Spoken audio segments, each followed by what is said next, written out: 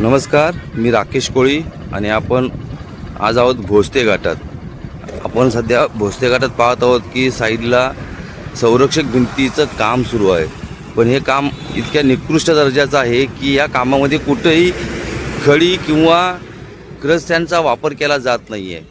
आपण पाहू शकतो की या कामामध्ये समोरच आपल्या इथं पिलर तयार केलेलं आहे किंवा संरक्षक भिंत उभारलेली आहे आणि त्याच्यावर आपल्याला माती दिसत आहे. त्यामुळे हे काम किती दर्जेदार आहे याचा यावरून आपण अंदाज बांधू शकतो. खरं तर भोसते घाट हा अपघातांचा घाट म्हणून देखील ओळखला जातो.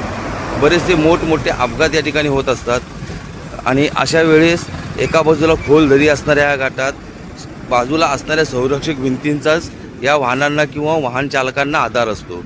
मात्र अशा निकृष्ट कामामुळे भविष्यात येथे होणाऱ्या अपघातात वाहन चालक किंवा अपघातातील प्रवासी वाहनातील प्रवासी बचावतील का, हा एक प्रश्नचिन्ह निर्माण होत आहे.